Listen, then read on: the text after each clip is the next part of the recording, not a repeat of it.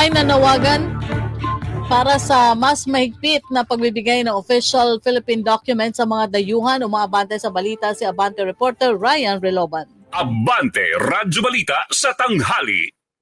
Rocky, nanawagan ng Bureau of Immigration sa lahat ng ahensya ng pamahalaan na maging responsable sa pag-i-issue ng mga official na dokumento ng Pilipinas at higpitan ang kanilang mga proseso para maiwasan na makakuha ng Filipino identities ang foreign nationals. Ikinaalarma kasi ni BI Commissioner Joel Anthony Viado ang dumaraming maling paggamit ng mga dokumento sa bansa ng mga iligal na dayuhan na nagdudulot ng seryosong banta sa pambansang seguridad.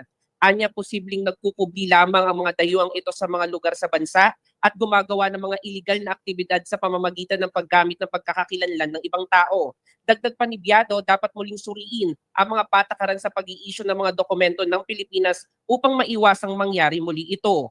Inilabas ng BI ang pahayag kasunod ng pagkakaaresto sa isang 45 years old na Chinese na nagpanggap bilang isang Pilipino sa Daet, Camarines Norte. Ako, si Ryan Reloban ng Abante Radyo. Ito ang balitang mabilis, mabangis at walang mintis.